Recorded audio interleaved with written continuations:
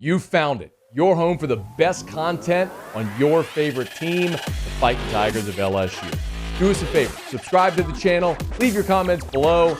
Be sure to smash that like button.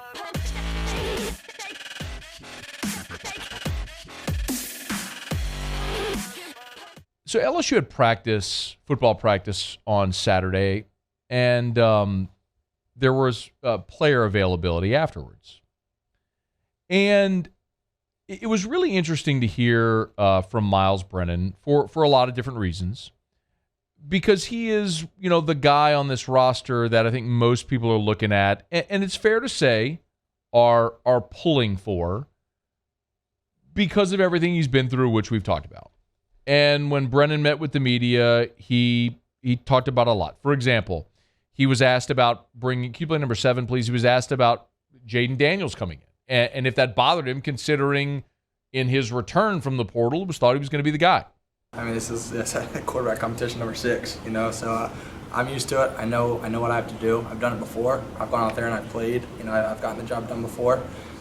So just making sure I get it done again, and I will, and I'm confident. I feel great. It's just another year, and we're all going to make each other better. I believe in competition as well. But at the end of the day, as long as we make each other better and compete, we'll be fine. So saying the right thing. And look, he's been through 6. This is his 6th year. And he came in, and it was he and Danny Etling in 2017. Then it was he and Burrow and McMillan and Narcisse. 2 of them transferred. And then in 2019, it was Burrow's job. And then in 2020, it was supposed to be Brennan, and he started and got injured. And then we all know the story. So it's another year for Myles Brennan. He's saying the right things. I know everybody is pulling for him, but this is going to be, I think, an uphill climb. He also talked about, can you play number 3? He talked about physically. He feels good coming off the injury from last year. I feel great. My arm feels great. I've gotten it back into shape. I've lost the weight I need to lose. I physically feel really good. And, as spring goes on, it'll get better, and then summer, and then fall camp. So I've made huge strides, and, I went into work every day in the weight room and out there conditioning and knowing where I wanted to be. And so I'm just appreciative of them giving me the opportunity. He also talked about the new quarterbacks coach, Joe Sloan. Here's Myles Brennan on Joe Sloan. He's a very intense guy. He's always running around. I told him I need to get him some cleats actually to wear for practice, but he doesn't want me to. He thinks he'll tear his ACL. But he's awesome. He's super interactive.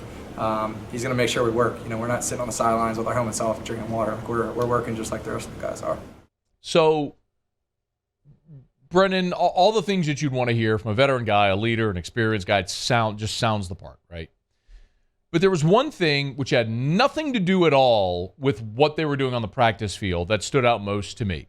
We're going to play the video if you're watching on YouTube. This is courtesy of Jacques Doucet over at WAFB. But Myles Brennan talking about accountability, to me, was the single biggest thing that any coach or player said since the day Ed Orgeron was fired. Give a listen. That's one thing Coach Kelly has just been harping on, is accountability. I mean, I know he talked about the standard board and the questionnaires every day and things like that.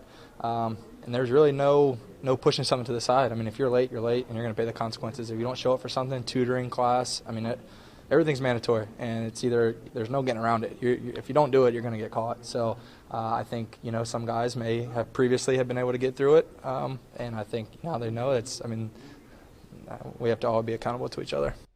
Y'all, listen to what Myles Brennan was saying there. Everything is mandatory. If you're late, you're late, and there's going to be consequences.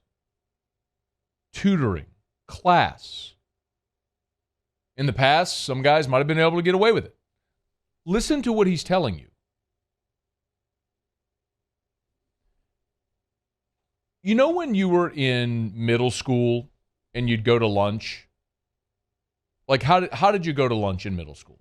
If you were like me, you probably all lined up single file in alphabetical order, and you walked in a straight line to lunch, right? Because you were a kid, you had to have that discipline. You go through the lunch line with your little tray. You'd get your lunch, you'd sit at your table, you'd eat, and then you'd line up and go back to class. And then you get to high school, and it was a little more lax. You had a lunch period, but the bell would ring, and then you just go get your lunch. Go to the cafeteria, grab your lunch out of your locker, whatever, go eat your lunch. Bell rings, go to class. And then you go to college, and it's like, bro, just figure it out yourself. Like, eat when you need to eat.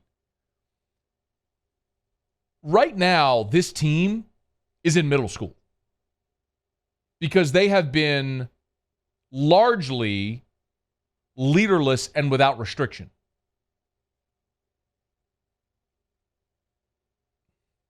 This is going to come across as a shot, but I don't care. Your former coach is shirtless in Cabo threatening college students on spring break. What do you think it was like around the building the last 5 years? A lot of people have said, hey, man, is there some riff with Brian Kelly and Kayshon Boutte? No, there's no riff. You have a player who's a phenomenal player that for the first time in his college career is being expected to be disciplined in everything he does because that wasn't the expectation before. Do you wonder why this team was 500 the last 2 years? Nobody was accountable.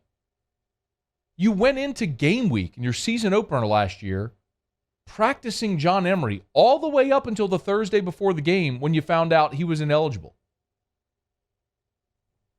The coaching staff had no clue.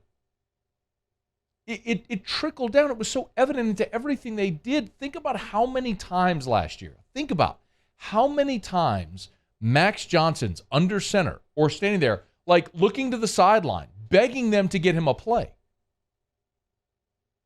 The complete lack of organization and accountability was so evident. And that has changed now. You have young people that need structure because they haven't had it in any form or any facet of the program, and it was evident by the results on Saturdays. Now you have a new leader who has come in who is demanding accountability in everything because he needs accountability in everything. Because when you didn't have it, that's how you ended up with 39 eligible players for a bowl game. That's why you end up 500 over the course of 2 seasons. That's how you end up turning over coordinators every single year and half of your staff because you lost your locker room. And I mean, I'm not trying to turn this into just piling on Orgeron because I know that's the perception a lot of people have of me. But basically, you're all seeing now in contrast, because of the contrast, what I've been trying to tell you for half a decade now. It's been bad over there. The culture's been bad over there. And Brian Kelly's trying to fix that with things like this. You're going to go to class, every class. You're going to go to your tutoring sessions, all of them. You're going to make grades. You're going to be in the training room. I don't care if you're hurt. You're going to be at practice with your teammates and in film sessions and in everything we do if you're part of the team. Like, it sounds so obvious, but it was what was so absent that Brian Kelly is now cultivating again in this program. And that matters. It's not me saying it. Y'all, it's your 6-year senior quarterback telling you. Just listen to what the kid's saying, the young man. Listen to what Myles Brennan's telling you. It's not going to be easy for everybody. That's true in not only in sports when there's a coaching change, it's true in the workplace. How many times have you been at a job where you had a new manager or a new boss come in, and there's some people who just don't adjust well? They just don't conform to the new woman or man's rules, whoever's in charge. It happens, and so people leave. Like, that happens. And you would expect after spring, you're going to have some people leave. They're not going to do well in adjusting to what Brian Kelly's doing, and that's okay. That's okay. But if you want to build a culture around accountability where people do what they're supposed to do and they follow the rules and they go to class, and they go to tutoring, and they show up at practice and they're bought into what you're doing, then you need the right people that are going to buy into that. It doesn't matter if it's Brian Kelly or anybody. You have to have buy-in.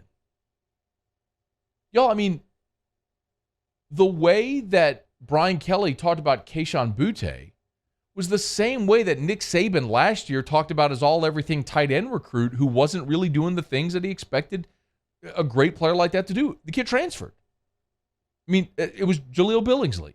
It was a big story in Tuscaloosa last year. So my point is, it's not just Brian Kelly and Kayshon Boutte.